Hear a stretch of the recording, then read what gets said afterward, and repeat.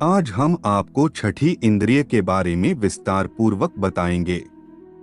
यह शरीर के भीतर कहाँ होती है तथा इसे कैसे जगाया जाता है, यह हम आपको इस प्रस्तुति के माध्यम से विस्तार पूर्वक दर्शाएंगे।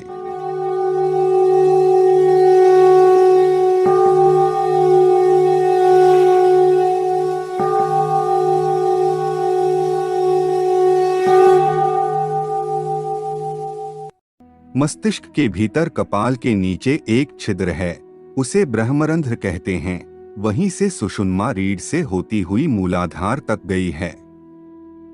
सुषुम्ना नाड़ी जुड़ी है सहस्राकार से।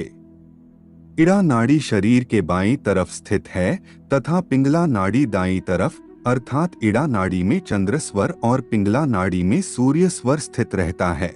सुषुम्ना मध्य में स्थित है, अतः जब हमारे दोनों स्वर चलते हैं तो माना जाता है कि सुषुम्ना नाड़ी सक्रिय है। इस सक्रियता से ही छठी इंद्री जागृत होती है।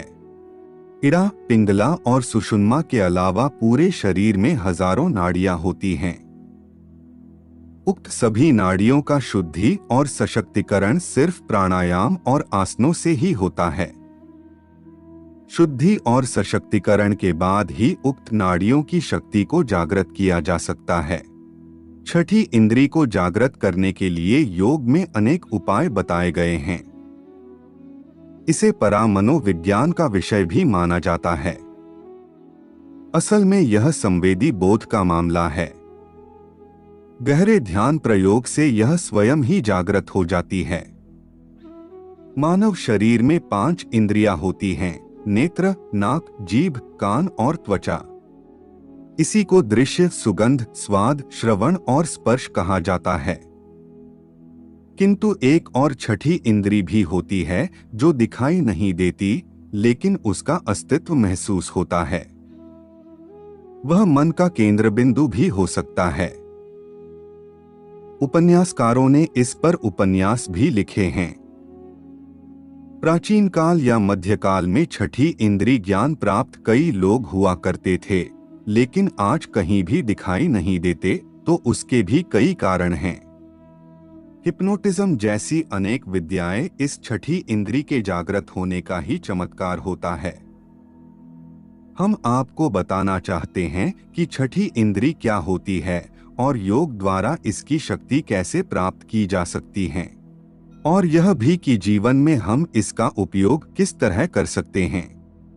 छठी इंद्री के जागृत होने से व्यक्ति में भविष्य में झांकने की क्षमता का विकास होता है।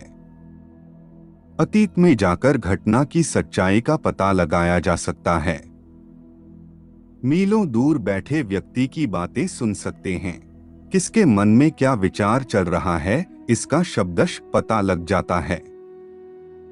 एक ही जगह बैठे हुए संसार की किसी भी जगह की जानकारी पल में ही प्राप्त की जा सकती है। छठी इंद्री प्राप्त व्यक्ति से कुछ भी छिपा नहीं रह सकता और इसकी क्षमताओं के विकास की संभावनाएं अनंत हैं। इंद्री सभी में सुप्तावस्था में होती है। भ्रिकुटी के मध्य निरंतर और नियमित ध्यान करते रहने से आज्ञा चक्र जागृत होने लगता है, जो हमारे छठी इंद्री को बढ़ाता है। योग में त्राटक और ध्यान की कई विधियां बताई गई हैं। उनमें से किसी भी एक को चुनकर आप इसका अभ्यास कर सकते हैं। अभ्यास के लिए सर्वप्रथम जरूरी है साफ और स्वच्छ वातावरण। शहर का वातावरण लाभदायक नहीं है, क्योंकि इसमें शोर, धूल, धुएं के अलावा जहरीले पदार्थ व प्रदूषित हवा आपके शरीर और मन को हानि पहुंचाती है। वैज्ञानिक कहते हैं कि दिमाग का सिर्फ 15 से 20% हिस्सा ही काम करता है। हम ऐसे पोषक तत्व ग्रहण नहीं करते जो मस्तिष्क को लाभ पहुंचा सकें, तब प्राणायाम ही एकमात्र उपाय बच जाता है। इसके लिए सर्वप्रथम समस्त वायुकोशों को जागृत करना चाहिए। फेफड़ों और हृदय के करोड़ों वायुकोशों तक श्वास द्वारा हवा नहीं पहुंच पाने के कारण वे निढाल से ही पड़े रहते हैं। उनका कोई उपयोग नहीं हो पाता। अब हम आपको बताएंगे कि मौन, ध्यान व छठी इंद्री को जागृत कैसे किया जाता है। भ्रिकुटी पर ध्यान लगाकर निरंतर मध्य स्थित अंधेरे को देखते रहें और यह भी जानते रहें कि श्वास अंदर और बाहर हो रही है। मौन ध्यान और साधना मन और शरीर को मजबूत तो करती ही है, मध्य स्थित जो अंधेरा है वही काले से नीला और नीले से सफेद में बदलता जाता है। सभी के साथ अलग अलग परिस्थितियां निर्मित हो सकती हैं। मौन से मन की क्षमता का विकास होता जाता है, जिससे काल्पनिक शक्ति और आभास करने की क्षमता बढ़ती है।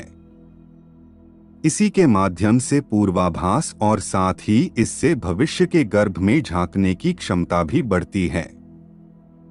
यही छठी इंद्री के विकास की शुरुआत है। इसके उपरांत हमारे पीछे कोई चल रहा है या दरवाजे पर कोई खड़ा है, इस बात का हमें आभास होता है।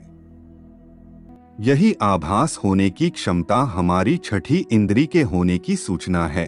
जब यह आभास होने की क्षमता बढ़ती है तो पूर्वाभास में बदल जाती है, जैसे कि किसी घटना के घटित होने से पूर्व ही पता लगना। मन की स्थिरता और उसकी शक्ति ही छठी इंद्री के विकास में सहायक सिद्ध होती है। हम आशा करते हैं कि हमारी प्रस्तुति आपको पसंद आई होगी।